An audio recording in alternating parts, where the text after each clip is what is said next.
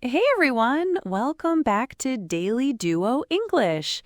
I'm Emily, your slightly directionally challenged co-host. And I'm Ben, your always prepared, Google Maps loving co-host. Okay, I admit it. I'm that person who can still get lost, even with my phone. True story. Remember Barcelona? You went to a bakery looking for the metro. Hey, at least I found coffee. That's called priorities. Fair enough. But today's lesson will help you, so you don't have to depend on luck or pastries. Exactly. We're teaching you how to ask for directions in English and actually understand the answers. You know, some people love exploring without a map. They say it's an adventure. Yeah, I like that idea. But there is a fine line between adventure and total panic. Been there. Wandering around, no clue where you are, just hoping for the best. That's why, even at a beginner English level, knowing these phrases makes life so much easier. And honestly, people usually love helping if you just ask politely. Right. But when you panic, sometimes your English just disappears. Happens to all of us. That's why today we'll help you feel ready and confident. So, let's start with the very first thing you should say. It's super simple, but so important. Oh, I know what you're going to say. It's all about manners, right? Exactly. The magic phrase is, excuse me. Yes. Excuse me. It's like a little knock on the door before you ask for help. It gets someone's attention in a nice way. Right. You wouldn't just walk up to a stranger and say, "Where's the bus stop?" That might be a little, direct. Yeah, it could sound a bit rude, even if you don't mean to. But excuse me, it just makes everything smoother. It really does. It shows you're being polite and it makes people more willing to help you. It opens the door for a friendly interaction, you know? And you can use it in different situations too, not just for directions, like if you need to get past someone in a crowded place. That's true. But for directions, it's your best friend. Just, excuse me? And then a little pause before your question. It gives the person time to, realize you're talking to them. Okay, so we've got our polite start. Excuse me. Now what's the actual question we use most often when we're trying to find a place?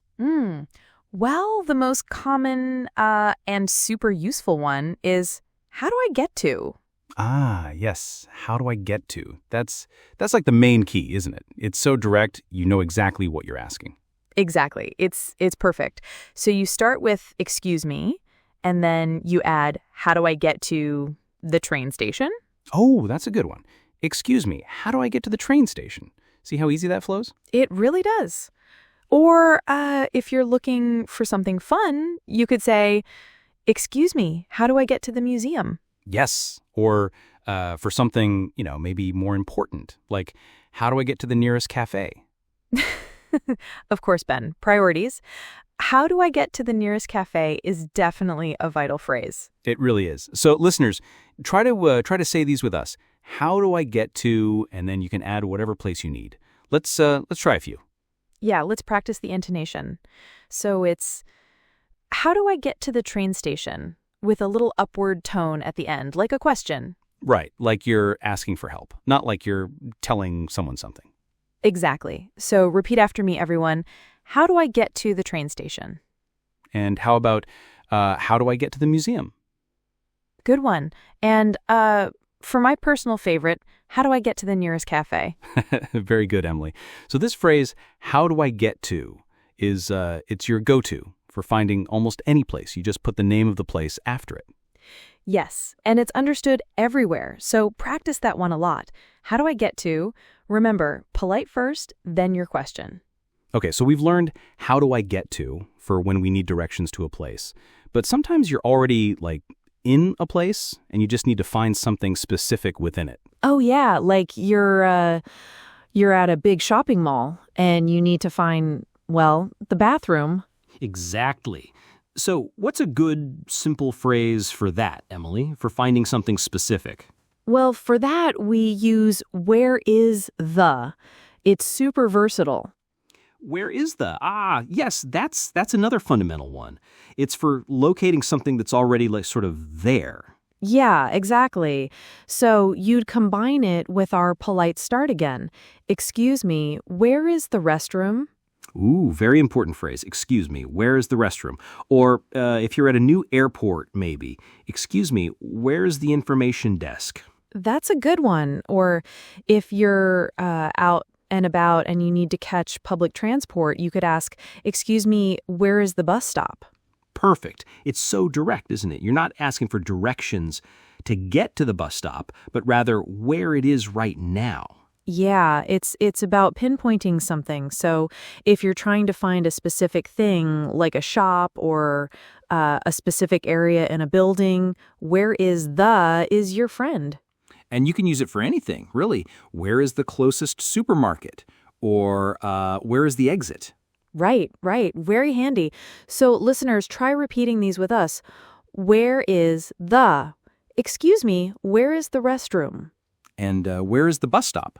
See, super simple. And just like how do I get to, you just put the name of the place or thing you're looking for after where is the. It's really, really useful. It really is. These two phrases, how do I get to and where is the, cover almost all your needs when you're trying to find your way around.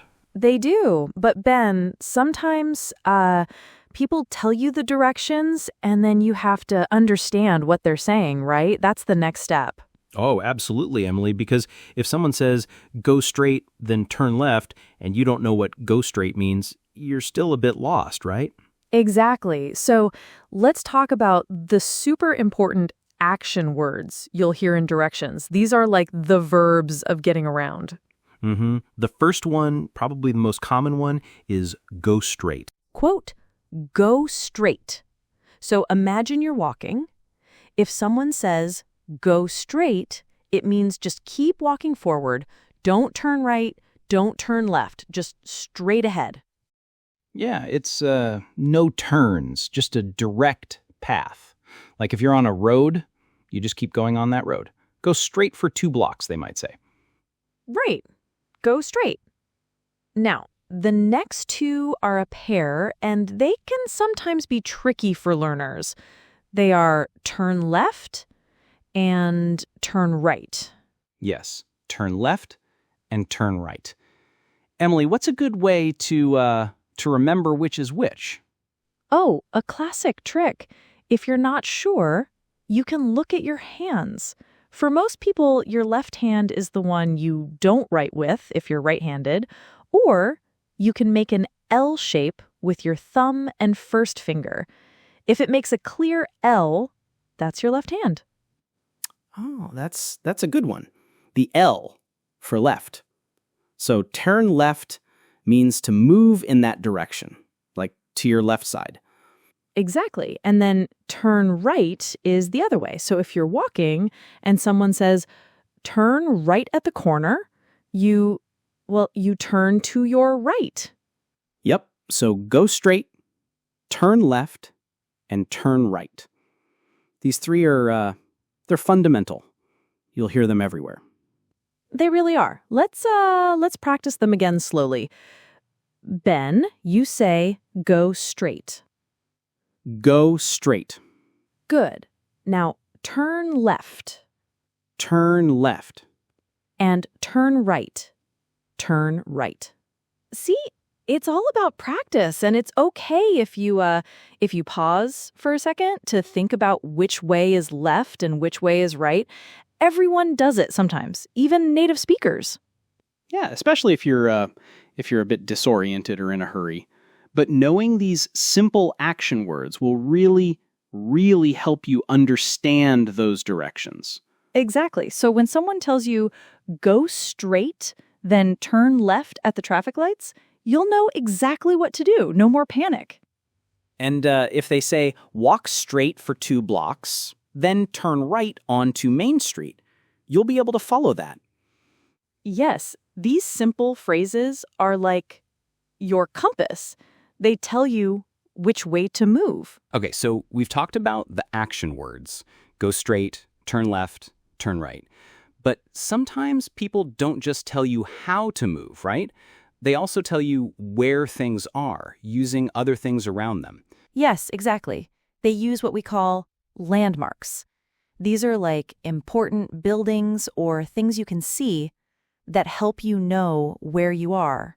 And we have specific words to talk about these locations. So the first one is next to. Next to. So if I say, the cafe is next to the bookstore, it means they are right beside each other, like side by side. You know, you walk out of one and the other one is right there. Yeah, it's very close, right beside it. Like, my phone is next to my keys. They're touching, almost. Right, next to. Another important one is across from. This one is a little different. Across from. So if I say, the park is across from the bank, it means they're on opposite sides, usually with a street or something in between. You have to cross something to get to it. Yeah, like imagine a street. The park is on one side and the bank is on the other. You have to go across the street to get from one to the other, across from. Perfect. So next to for very close, beside. Across from for opposite sides. Now we also have on your left and on your right. These are super important. So if someone says, the post office will be on your left, it means as you are walking or looking, it's located on your left side. Not necessarily a turn, but just its position relative to you. Yeah, like you're walking and then you see it and it's on your left side. You don't turn left to go into it. You just see it there. Same for on your right. The big supermarket is on your right, past the traffic lights. Exactly. So you're moving forward, and then you just look to your left or right, and there it is. And that leads us to our last one, which is past the. Past the. This one is useful because it tells you to go beyond something. Yes. So if someone says, go straight past the big church and then turn left, it means you need to walk by the church, keep going, and after the church, you make your turn. You don't turn at the church. You go past it. So you're not stopping at the church. You're continuing on. You pass it, and then you do the next thing. Walk past the park, and the bus stop is just after it. These phrases, Ben, next to, across from, on your left or right, and past the, they really help you create a mental map. They tell you where things are in relation to other things, which is how people give directions in real life. It's like they're painting a picture with words, right? Instead of just saying, go straight, they give you little visual cues, little landmarks. Yeah, it makes it so much easier to follow directions, especially, when you're in a new city and everything looks a little unfamiliar. Exactly. So let's just recap these. Next to. Close beside. Across from. On the opposite side. On your left or on your right. Its position relative to you. And past the. Go beyond something. These are your landmark words. Okay, so we've learned all these fantastic phrases. The polite beginning, asking how do I get to, and where is the, then understanding go straight, turn left, turn right, and finally those landmark words like next to, across from, on your left, and past the. Yes, so now it's time to put them all together. We're going to do a little role play, just like you're really in a new city and you need directions. So Emily, you go first. What are you looking for? Well, you know me, Ben. I'm always looking for transportation. Okay. Ready when you are. Excuse me, how do I get to the train station? It's easy. So you want the train station. From here, you go straight for about 2 blocks. You'll see a big park on your right side. You go past that park, just keep walking. And then you'll turn left at the next big intersection. The station is actually across from the big park entrance, just past the corner store. Oh, okay. So straight past the park on my right, then turn left, and it's across from the park entrance, past the corner store. Got it. Awesome. Thanks a lot. That was really clear. No problem. Good luck. Hope you catch your train. Thanks. Okay, your turn now, Ben. And you know what I'm always looking for, so obviously you should ask me for... Shocking. Okay, I think I know where this is going. Excuse me, where is the nearest cafe? A coffee shop? I really need some coffee. Oh, a cafe. Yes, I can help you with that. From here, you go straight. Just keep walking for 1 block. You'll pass a small, souvenir shop on your left. Keep going. And then when you see a big bookstore, it's next to the bookstore. You'll see it. It's just around the corner from there, on your right side when you turn the corner. So straight 1 block, past the souvenir shop on my left. Then when I see the bookstore, the cafe is next to it, just around the corner on my right. Okay, perfect. That sounds simple enough. Thanks a lot. You saved my morning, probably. You're welcome. Enjoy your coffee. See? Super simple. And those phrases, they really work anywhere in the world, in any situation.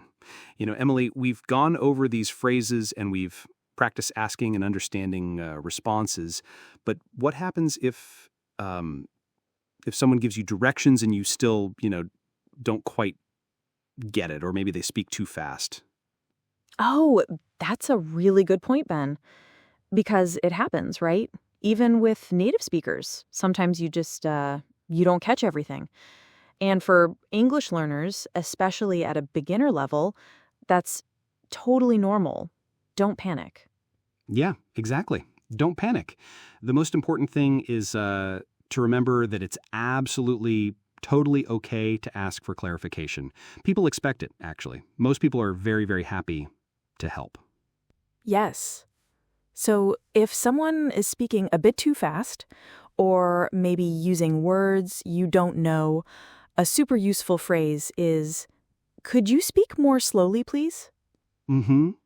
Or another good one, if you just didn't catch it at all or part of it, you can say, "Could you repeat that, please?" Or even just, "Could you say that again?" That works too. Or sometimes, if you heard some of it but not all, you can try, "I'm sorry, I didn't quite catch that." Or, "Can you say the part about the turning left again?" Be specific if you can. Yeah, that's a good tip. Being specific helps them know what part to repeat. And always, always remember to be polite.